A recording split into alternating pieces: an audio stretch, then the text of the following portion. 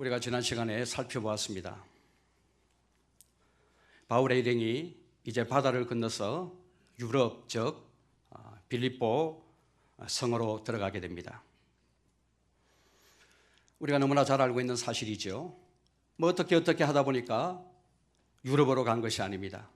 자기들 임의대로 결정을 해서 또 유럽으로 들어간 것이 아니라는 사실을 우리는 너무나도 잘 알고 있습니다. 성령의 인도를 받아서 그곳으로 가게 된 것입니다. 그런데 그들이 빌립보에 도착해서 경험한 것이 여러분 무엇입니까? 그곳에 그 흔한 회당 하나도 없습니다. 회당이 있으면 안식일이 되면 유대인들이 회당으로 자동적으로 모이니까 그들에게 복음 전하기가 얼마나 용이했겠습니까? 그런데 아무리 찾아봐도 회당을 찾아볼 수가 없습니다. 그래서 어떻게 합니까? 회당을 대신할 수 있는 것이 유대인들에게는 기도처가 있지요. 기도처를 찾아다니기를 시작을 합니다. 이곳저곳에 가도 기도처가 없습니다. 그래서 성 밖으로 나갔습니다. 그리고 강가에 이르게 되니까 그곳에 회당을 대신하는 기도처를 발견하게 됩니다. 그 기도처에 가보니까 여인들만 몇 명이 옹기종기 모여 앉아 있는 것입니다. 바울의 일행은 잘 됐다고 생각을 하고 그곳에서 복음의 말씀을 전하게 되지요. 아마 열정적으로 복음의 말씀을 전했을 것입니다. 그런데 결과가 여러분 무엇입니까? 그 몇 안 되는 여인들 가운데서 딱 한 사람, 루디아라고 하는 한 여자만 복음을 받게 되는 것입니다. 분명히 여러분 하나님의 인도를 받아서 그곳에 갔습니다. 하나님의 인도를 받아서 그곳에 갔지만은 그곳에서 뭐가 여러분 기다리고 있습니까? 큰 형통과 사람들의 환영이 기다리고 있었던 것은 아닙니다. 하나님의 분명한 인도를 받아갔는데 그곳에서 예기치 아니하는 많은 어려움을 만나게 되는 것을 보게 됩니다. 우리는 지난 시간에 귀신 들린 여종을 바울이 고쳐준 사건을 보았습니다. 이 귀신 들린 여인은 이중적인 고통을 받고 있었습니다. 이 이중적인 고통을 받고 있는 귀신 들린 여종을 향하여서 바울이 예수 그리스도의 이름으로 명했더니 즉시 귀신이 그 몸에서 나오게 된 것을 우리는 보았습니다.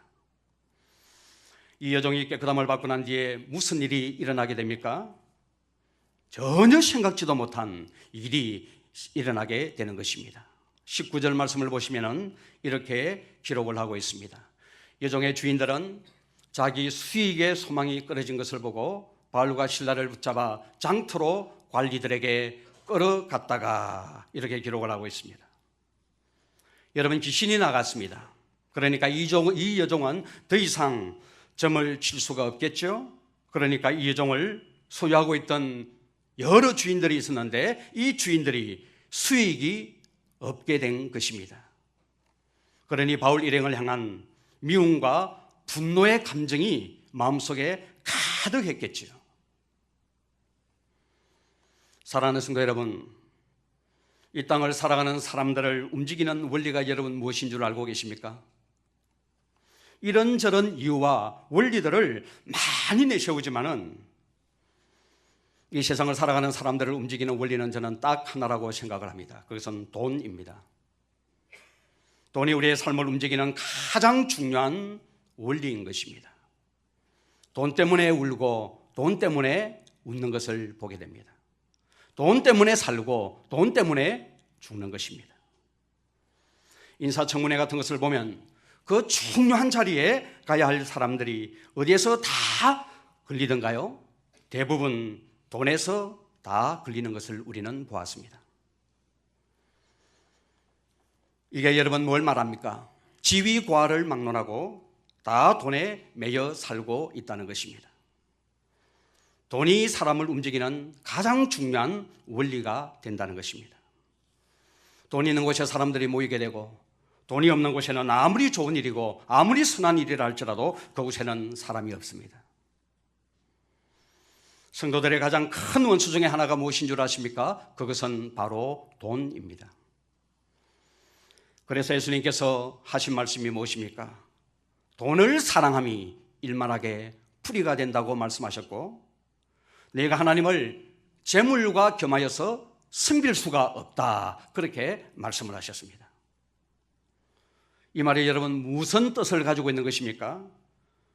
우리가 하나님을 믿는다고 하지만 돈이 얼마든지 하나님을 대순할 수 있는 것이 되는 것이고, 돈의 미혹을 받으면 죄를 짓게 되고 넘어지고 타락하게 된다는 것을 담고 있는 경고의 말씀이라고 생각을 합니다.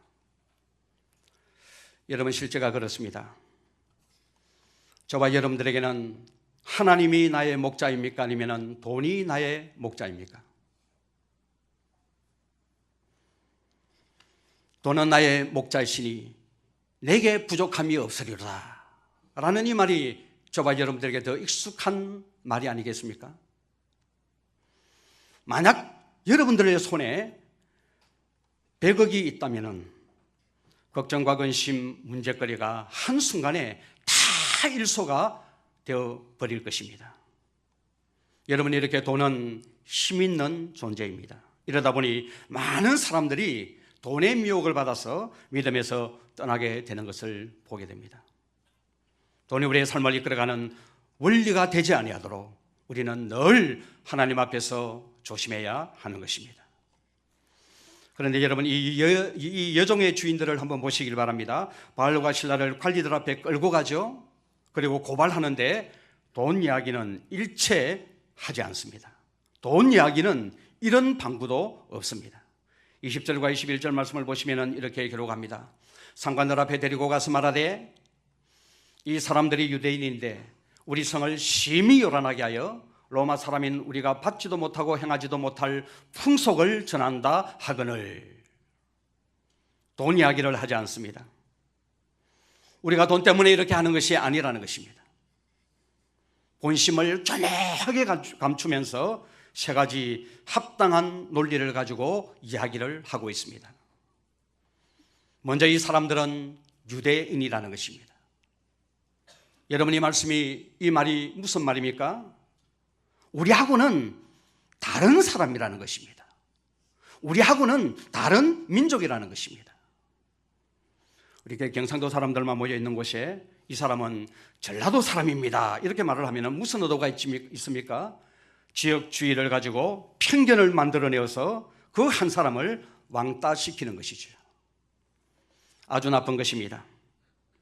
지금 여종의 주인들이 이렇게 고발을 하고 있는 것입니다. 그리고 두 번째로 고발하는 내용이 무엇입니까? 유대인이라는 것도 거슬리는데 이 사람들이 성을 심히 요란하게 한다는 것입니다. 로마 사람들은 평화를 원합니다. 소란과 소요가 일어나는 것을 그들은 원하지 않습니다. 그런데 이 사람들이 우리 성에 들어와서 풍기를 문란하게 한다는 거예요. 질서를 깨트리고 있다는 거예요.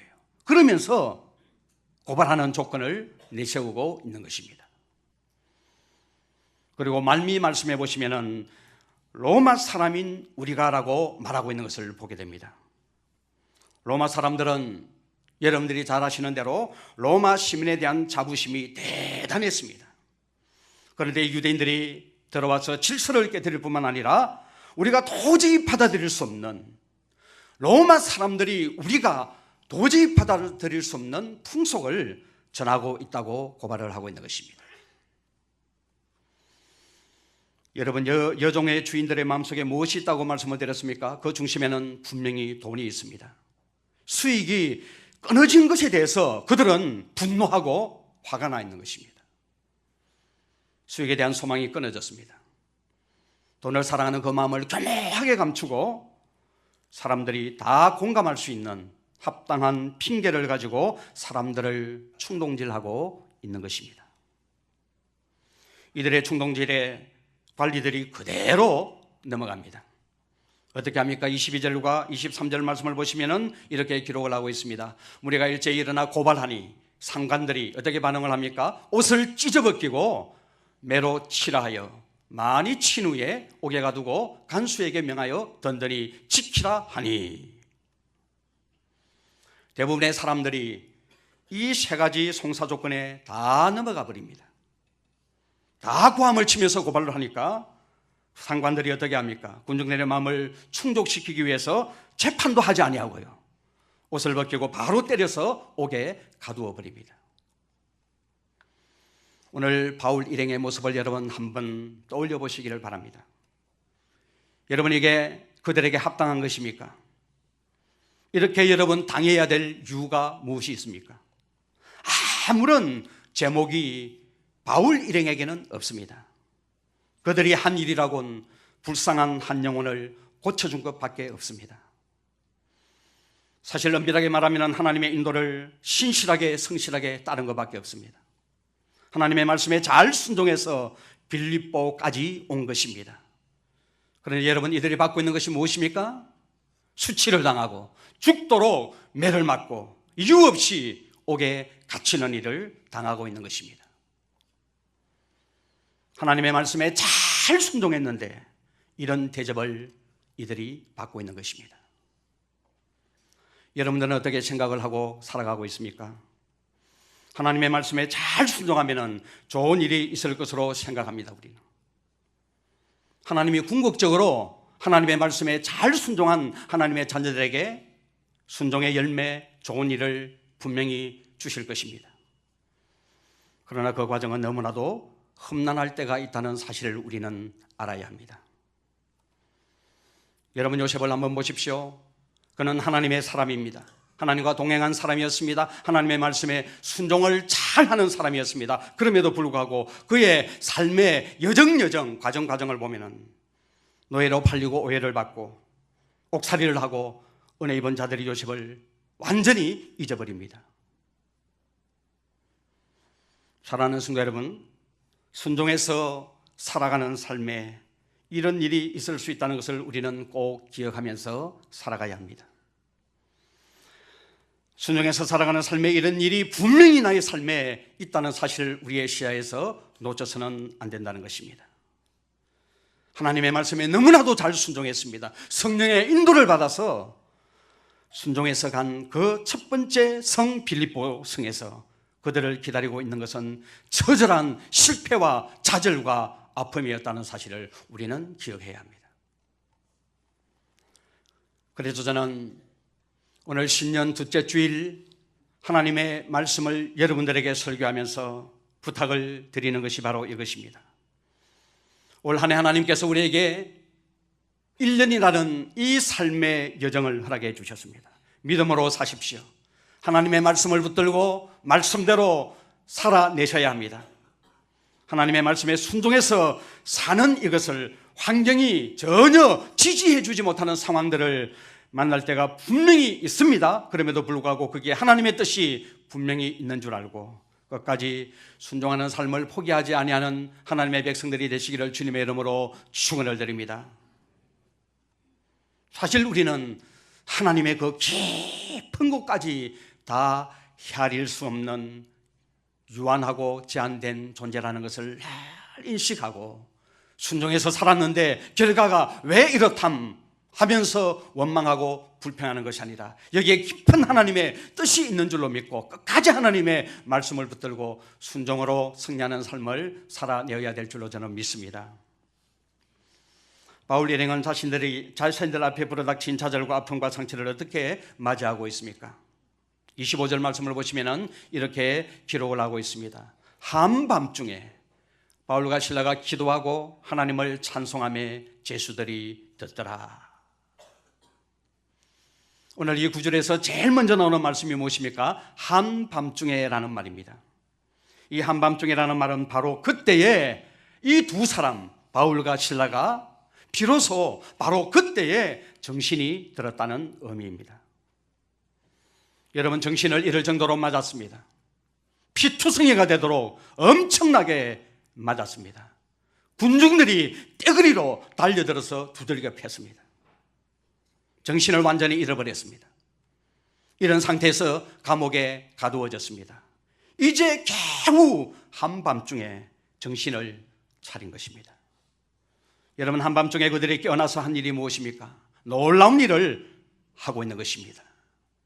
하늘을 향하여 창을 열고 하나님께 기도하고 하나님을 찬양하고 있는 것입니다. 여러분 누가 듣고 있습니까? 제수들이 귀를 쫑긋해서 듣고 있습니다. 오늘 25절 말씀에 보면 제수들이 듣더라는 이 단어를 영어 성경으로 보면은 listen이 아니에요. 이 듣다라는 말은 hear, listen은 그냥 들리는 거예요. hear는 집중해서 그 의미를 살펴가면서 들을 때 우리는 영어 단어에서 listen을 쓰는 것이 아니라 hear라는 단어를 쓰고 있는 것을 잘 알고 있습니다. 귀를 기울여서 듣고 있는 것입니다. 왜냐하면 굉장히 별종들이 들어왔구나. 이런 경우가 없었습니다. 감방에서 기도 소리가 나고 노래 소리가 나는 것을 그 감방을 지내면서 한 번도 들어본 적이 없기 때문에 아니 한밤중에 기도 소리가 나고 찬양 소리가 나니까 귀를 쫑긋해가지고 이 제수들이 듣고 있는 것입니다. 야, 이놈들 진짜 별종이구나. 그런 생각을 하면서 유심히 듣고 있는 것입니다. 여러분, 바울과 실라가 감옥에서 하고 있는 것이 무엇입니까? 하나님께 기도하고 하나님께 찬송하는 일을 하고 있습니다. 죽도록 여러 번 맞았습니다. 옷이 피로 흥건히 저는 젖어 있었을 것이라고 생각을 합니다. 그런데 입에서 신음소리가 나오는 것이 아니라 기도하고 찬양이 터져나왔습니다. 얼마든지 여러분 원망하고 불평할 수 있는 자격이나 조건이 충분함에도 불구하고 하나님의 말씀에 순종했고 성령의 이끌림을 받아서 여기까지 왔고 하나님의 말씀을 전했고 불쌍한 저 귀신 들린 여종을 주 예수 그리스도의 이름 권세로 쫓아내었고 다 하나님의 말씀에 합당하게 행한 것들입니다. 이것 때문에 결국 감옥에 들어왔다면 얼마든지 불평하고 원망할 수 있는 조건과 그리고 자격이 충분히 있지 않습니까? 그럼에도 불구하고 한밤중에 정신을 차리고 난 뒤에 기도가 쏟아지고 찬양이 지금 쏟아지고 있는 것입니다. 저는 이런 상황을 만날 때 늘 하나님께 하는 기도가 있습니다. 하나님, 이렇게 제가 고생해야 합니까? 제가 이런 억울한 일을 당해야 합니까? 제가 잘 되는 것이 그렇게 보기 싫습니까? 이런 기도를 하면서 하나님을 원망하고 때론 불평할 때가 있었습니다. 그런데 여러분, 바울과 실라는 어떻게 합니까? 도저히 해석이 안 돼요. 도저히 지금 상황이 납득이 되지 않습니다. 이해가 되지 않습니다. 그럼에도 불구하고 정말 중요한 것은 생각과 사고를 멈추고 뭘 하고 있습니까? 하나님의 보좌 앞으로 나아가고 있다는 사실입니다. 저는 이 본문의 말씀을 묵상을 하면서 한 포인트를 발견합니다. 우리는 우리의 생각을 멈추는 훈련을 해야 합니다. 얼마나 많은 경우 우리는 우리의 사고를 따라가고 우리의 경험을 따라가고 우리의 논리를 따라가고 우리의 느낌을 따라가는지 모릅니다. 불완전한 감정을 따라서 우리는 살아가고 있습니다. 그래서 우리가 얻는 결과가 무엇입니까? 좌절하고 낙심하는 것이 많은 사람들이 가지는 일반적인 모습입니다. 생각을 멈추어야 합니다. 바울과 실라는 자신들이 전혀 이해할 수 없는 그 자리에서 무엇을 하고 있습니까? 자신들의 생각을 멈추고 하나님의 보좌 앞으로 나아가는 것입니다. 자신들이 이해할 수 없는 수많은 정황들을 가지고 하나님의 보좌 앞으로 나아가서 무엇하고 있습니까? 기도하고 찬송하고 있는 것입니다. 우리 선배 목사님들이 후배 목사들에게 늘 이렇게 가르쳤습니다. 목회는 참는 것이라는 거예요. 참고 또 참으라는 겁니다. 오해를 받아도 참아야 된다는 것입니다. 그래야 목회가 된다는 것입니다. 저는 이 말에 100번 동의합니다. 성경도 인내를 요구하고 있습니다. 하나님의 의를 이루기 위해서는 인내해야 합니다. 참아야 합니다. 그러나 저는 참는 것이 능사가 아니라고 생각을 합니다. 여러분, 참으면서 뭐 합니까? 생각이 많아집니다. 나도 맞짱 한번 써볼까? 나도 한번 말해봐? 지는 얼마나 잘하는데. 너무 실제같이 해서 죄송합니다. 여러분, 이렇게 하면 마귀가 굉장히 좋아합니다. 이때 여러분, 마귀가 틈을 타게 됩니다. 이럴 때 여러분, 생각을 멈추지 않으면 다 망하게 되는 것입니다. 나도 망하고 너도 망하고 다 망해버리는 것입니다. 사단의 밥이 되는 것이죠. 바로 이때 우리는 바울과 실라를 통해서 배워야 될 중요한 포인트, 생각을 딱 닫아버립니다. 멈춥니다. 이 사건, 이 정황 안에 하나님의 신령한 뜻이 있는 줄 알고 하나님의 보좌 앞으로 나아가서 무엇하고 있습니까? 기도하고 찬양하고 있는 것입니다. 이게 저와 여러분들의 익숙한 삶의 패턴이 되어야 합니다. 올 한 해 여러분 성공적인 삶을 살기 위해서는 이해할 수 없는 상황들을 만날 때 도저히 납득이 되지 않는 그런 여러 가지 정황들을 우리가 맞닥뜨릴 때에 뭘 해야 합니까? 생각을 딱 멈추고 보좌 앞으로 나아가야 한다는 것입니다. 나는 순종에 살 만큼 했는데 건질 것이 아무것도 없고 상황이 더 나빠져 갈 때 하나님의 보좌 앞으로 나아가야 합니다. 1년 내내 여러분들이 이 말씀을 잘 박힌 못처럼 여러분들의 신비에 박아놓고 기억하면서 사시는 하나님의 사람들이 되시기를 주님의 이름으로 축원을 드립니다. 이 세상을 살아가는 성도의 능력과 힘이 무엇인 줄 아십니까? 우리가 이 땅에서 만들어 놓은 그 무엇이 아닙니다. 성도의 힘과 성도의 능력은 우리가 이 세상에서 만들어 놓은 그 무엇, 그것이 돈이 될 수 있겠죠, 보험이 될 수 있겠죠, 건강이 될 수 있겠죠, 지위나 인맥이 아니라는 것입니다. 인맥이 든든하면은 그것이 나의 힘이 되고 나의 능력이 된다. 아니에요. 이런 것들은 하나님이 한번 불어버리면 다 날아가 버릴 것들입니다. 우리가 어느 자리에 있든지 도무지 이해할 수 없는 생의 그 순간에도 하나님의 교제가 살아있고 하나님과의 동행하는 역사가 있다면 그것이 여러분 성도의 힘이고 능력이 되는 것입니다. 보좌 앞으로 나아가는 것입니다. 저는 개인적으로 시편을 참 좋아합니다. 마음이 울적할 때는 시편 1편도 읽어보고 시편 23편도 읽어보고 때로는 시편 57편도 자주자주 묵상하는 말씀입니다. 시편 가운데서도 특별히 다윗이 쓴 시가 너무너무 좋습니다. 여러분, 다윗이 쓴 시 가운데 사랑받는 시는 다 고난 가운데 쓴 시입니다.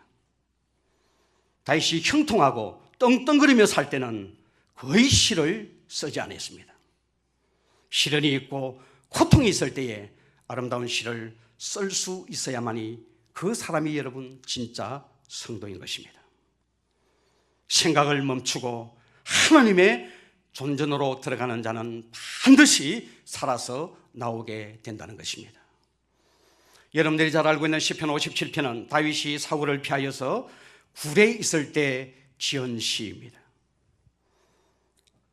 사울을 통해서 모함과 시기를 받고 도망자의 신세가 되었습니다. 아무런 잘못이 없습니다. 말씀대로 살았다는 그것 때문에 시기를 받고 왕따를 당하고 어려움을 경험하게 됩니다. 너무나 억울해요.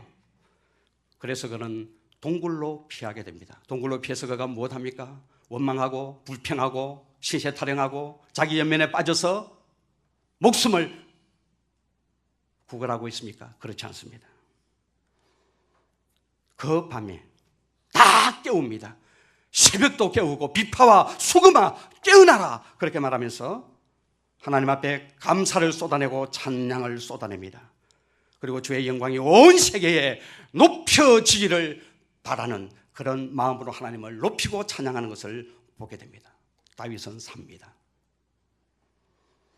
바울과 실라가 납득하기 어려운 상황 앞에서도 기도하고 찬송했을 때 옥문이 열려지듯 삶의 문의 활짝 열리게 되는 하나님의 역사가 우리도 그렇게 할 때 있게 될 줄로 저는 믿습니다. 이렇게 할 때 하나님은 어떻게 하여 주십니까? 26절 말씀을 보시면 이렇게 기록합니다. 이에 갑자기 큰 지진이 나서 옥터가 움직이고 문이 곧 다 열리며 모든 사람의 매인 것이 다 벗어진지라. 여러분, 이렇게 하나님의 보좌 앞으로 나아가자 무슨 일이 일어나게 됩니까? 하나님이 옥터를 흔들어 주십니다. 옥터를 흔들어 버리니까 문이 다 열리게 되고 손발에 매여있던 착오가 다 풀려지게 됩니다. 기도와 찬양에 하나님께서 반응을 보이시는 것이죠. 여러분, 좌절스러운 순간에도 주님을 바라보고 주님께 초점을 맞추고 주님께 나아가는 자에게는 우리 인생의 문을 하나님께서 반드시 열어주게 될 줄로 저는 믿습니다. 하나님의 존전으로 나가지 않으면 묶인 그대로 있지만은 하나님의 존전에 들어가게 되면은 묶인 것이 풀려지는 은혜를 누리게 된다는 것입니다. 평생에 자기 문제에 묶여서 사는 분들이 계십니다. 이 자리에도 그런 분들이 계실지 모르겠습니다. 평생 자기 문제에 묶여서 살아가는 사람이 있어요. 자유가 없습니다. 기쁨이 없습니다. 감상이 없습니다. 감사가 없습니다. 마음의 평안이 없습니다. 상처에 묶이고 자기 피해의식에 묶이고 자존심에 묶이고 실패에 묶여서 한 발자국도 앞으로 나아가지 못하는 분들이 있습니다. 그래서 스스로 감옥 생활을 자처하는 분들이 계시는 거예요. 메인 것을 풀어야 합니다. 푸는 방법은 다른 데 있지 않습니다. 주님의 존전으로 나아가는 것입니다. 여러분들이 처해 있는 그 환경이 비록 동굴과 같은 환경이라 할지라도 주님의 존전으로 나아가서 기도의 창을 열고 하나님의 신실하심을 인정하고 찬양할 때 하나님께서 여러분들에게 메인 모든 것들을 풀어주게 될 것으로 저는 믿습니다. 그런데 제가 이 본문의 말씀을 읽으면서 주목하는 것은 이 사건이 단순히 바울과 실라를 옥에서부터 구출하는 게 전부가 아니라는 사실을 발견합니다. 그러면 뭐가 있습니까, 여러분? 바울과 실라가 옥에 가야만 만날 수 있는 한 영혼이 기다리고 있다는 사실을 발견합니다. 사랑하는 여러분, 하나님의 생각이 얼마나 신묘막측한지 우리는 헤아릴 수가 없습니다. 측량할 수가 없습니다. 우리가 상상하지 못했던 한 일이 이 감옥 속에서 일어나고 있습니다. 바울과 실라가 감옥에서 기도하고 찬송했더니 메인 것이 다 풀어지고 옥문이 열리고 그래서 감옥에서 나왔더라. 이것만 해도 여러분, 성경을 읽는 우리 입장에서는 얼마나 은혜가 됩니까? 그런데 그 이상이에요. 그곳에 감방지기로 있는 한 영혼을 찾으시고 부르시는 것입니다. 그것이 하나님의 계획이 들어있었던 것입니다. 27절 말씀을 보십시오. 이렇게 기록을 하고 있습니다. 간수가 자다가 깨어 옥문들이 열린 것을 보고 죄수들이 도망한 줄로 생각하고 칼을 빼어 자기를 하려 하거늘. 여러분, 죄수들이 도망할 수 있는 환경이 다 허락이 되었습니다. 그렇지 않습니까? 문은 열려 있습니다. 착고가 다 풀렸습니다. 그리고 간수는 자고 있습니다. 도망갈 수 있는 환경이 다 열려 있죠. 뒤늦게 이 사실을 안 간수는 죄수들이 다 도망한 줄 알고 자기를 하려고 했습니다. 왜 그렇습니까? 그 당시에 간수 하나를 잃어버리게 되면 자기 목을 내어놓아야 하는 법이 있었기 때문에 그렇습니다. 그래서 자살하기로 결심을 합니다. 이때 바울이 어떻게 합니까? 크게 소리 지르면서 우리가 여기 있으니 내 몸을 상하게 하지 말라. 간수가 등불을 들고 들어가 보니까 한 사람도 도망하지 않고 다 남아있는 것입니다. 바울과 실라뿐만 아니라 옥문이 다 열렸다고 말하고 있습니다. 다른 죄수들도 여전히 꼼짝하지 아니하고 죄수들이 다 그 자리에 앉아있는 것을 보고 있는 것입니다. 이 광경을 목도한 간수가 얼마나 놀랐겠습니까? 도망갈 수 있는 여건이 충분히 만들어져 있음에도 불구하고 한 명의 죄수도 도망하지 아니하고 앉아있는 그 모습을 보면서 얼마나 놀랐겠습니까? 그래서 바울과 실라 앞에 엎드러집니다. 그리고 바울과 실라를 데리고 나와서 뭐라고 말하고 있습니까? 선생들이여, 내가 어떻게 하여야 구원을 받을 수 있나이까? 라고 묻게 되는 것입니다. 여러분, 이것은 우리가 기대했던 대사가 아니에요. 그래, 고맙다. 너희들이 나를 살려줬구나. 이렇게 나와야 여러분 정상 아닙니까? 구원의 길을 묻는 거예요. 이 상황 앞에서 구원의 길을 묻는 거예요. 이게 무슨 일이 일어났지? 문이 열려있구나. 창고가 다 풀려있네. 착착 다 잠그고 문도 잠그고, 아이고, 이름에도 불구하고 너희들 도망갔으니까 참 고맙구나. 그렇게 해야 되는 게 정상적인 것 아닙니까? 그런데 이 간수가 뭐라고 말한다고요? 바울과 실라 앞에 나가서 선생들이여, 내가 어떻게 해야 구원을 얻을 수 있습니까? 그렇게 묻는 것입니다. 무엇이 간수의 마음을 이렇게 움직였을까요? 저는 이 말씀을 깊이 한번 들여다보았습니다. 그리고 하나님의 은혜를 구했습니다. 무엇이 이 간수의 마음을 움직였습니까? 저는 이 감옥 안에 하나님의 충만한 임재가 있었다고 생각을 합니다. 하나님이 임재하시면 이해할 수 없는 일들이 일어납니다. 일어난 수많은 일들을 하나님의 임재하심이 있으면 해석할 수가 없습니다. 지금 하나님이 놀라운 일을 행하고 계시는 것입니다. 옥문을 열으신 분도 하나님이시고, 지진을 주신 분도 하나님이시고, 착오를 풀어주신 분도 하나님이시고, 도망갈 수 있는 모든 여건이 다 조성되었음에도 불구하고 도망가지 아니하도록 그들을 감옥에 그대로 두신 분도 하나님이시고, 이런 상황을 목도하고 그 마음속에 성령의 강력한 임재를 통해서 간수가 바울과 실라 앞에서 구원의 길을 묻는 것도 다 하나님이 하신 일이라고 저는 믿습니다.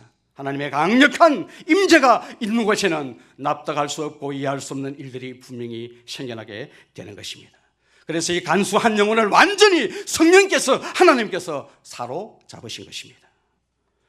그래서 이 간수는 자기 영혼 깊은 곳에서 자신이 본질적인 위험에 처해 있다는 사실을, 단순히 죄수들이 도망가고 난 뒤에 내 육신의 생명이 끊어진다 이것 아니고, 영혼 깊은 곳에서 내가 본질적인 하나님의 진노의 대상이라는 사실을 알게 되고 구원의 길을 바울과 실라 앞에서 묻고 있는 것입니다. 그래서 뭐라고 말합니까? 내가 어떻게 해야 구원을 받을 수 있나이까? 라고 질문을 하는 것입니다. 저는 이 대목에서 하나님의 무한한 자비와 사랑을 느끼게 됩니다. 감방에 가지 않으면 만들 수 없는 한 영혼을 하나님이 부르시고 계시는 것입니다. 한 영혼을 위해서 감옥에까지 그들과 동행하고 계시는 것입니다. 영혼 하나를 향한 주님의 마음을 저와 여러분들은 알고 계십니까?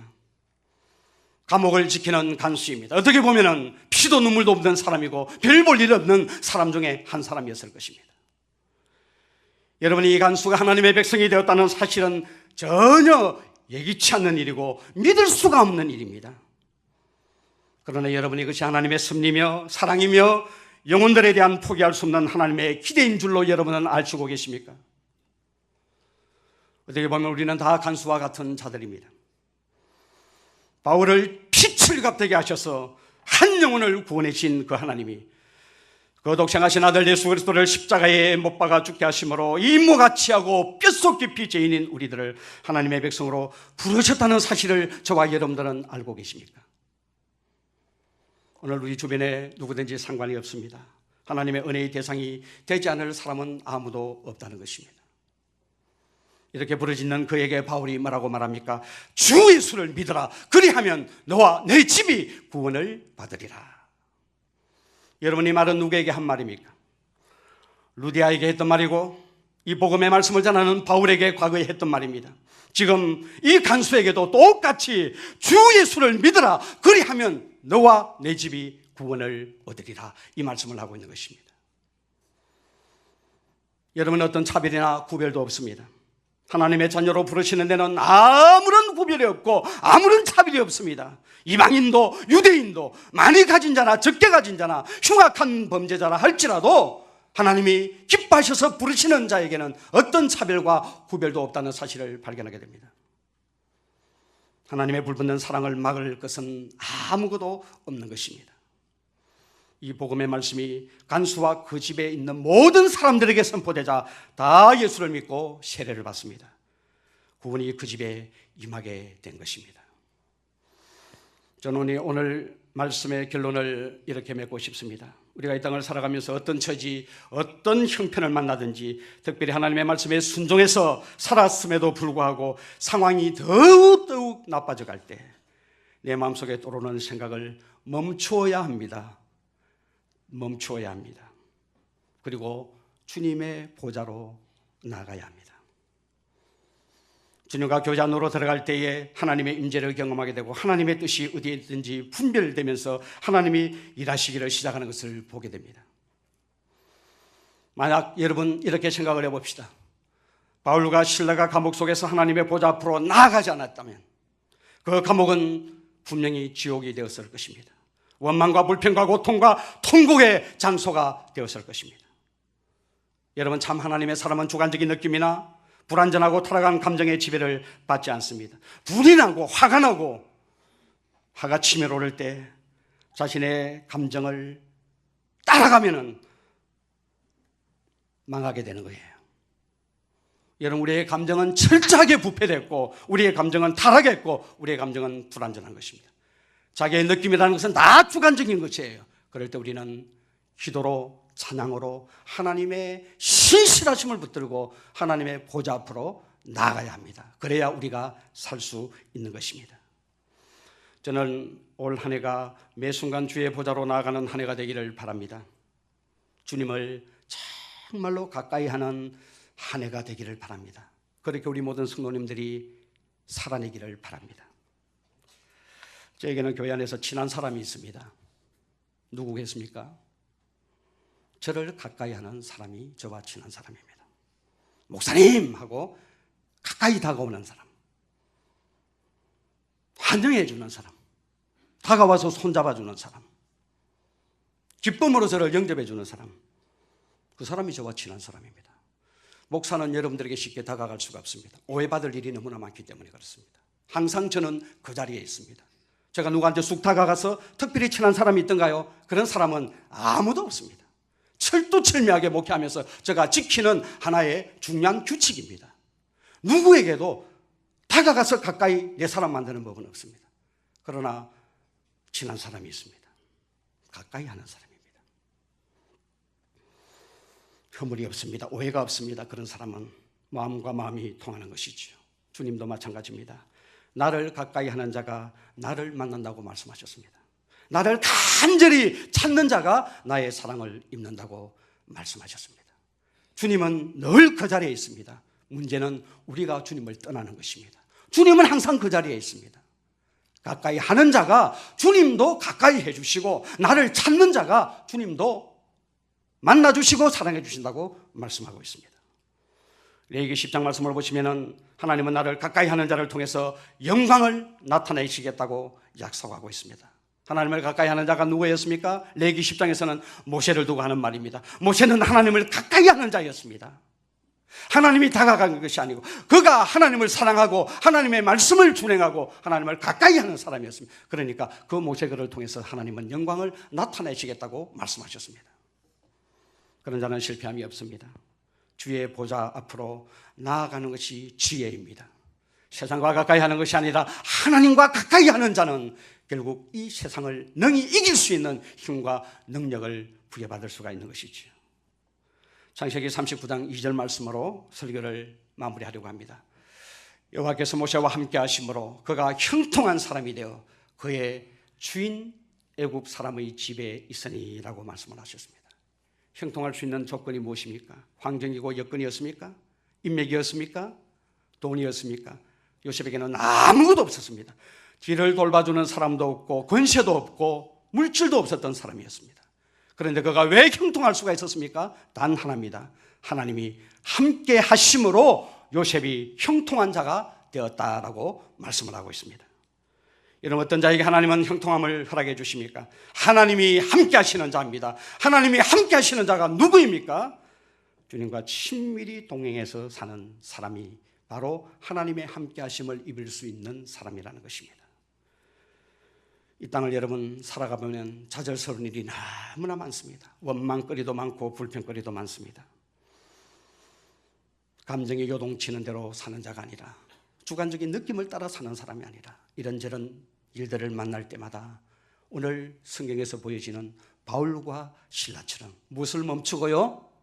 생각 멈춰야 합니다. 올 한 해는 생각 멈춰야 합니다. 생각을 딱 멈추고 아무 생각 안 해도 돼요. 어디로 들어갑니까? 하나님의 보좌 앞으로 들어가서 기도하고 찬양할 때 하나님께서 우리 인생의 한 번 흔들어 주실 것입니다. 그리고 정리해 주실 것입니다. 그리고 문을 열어주시고 메인 것이 풀어지는 역사가 일어나게 될 것입니다.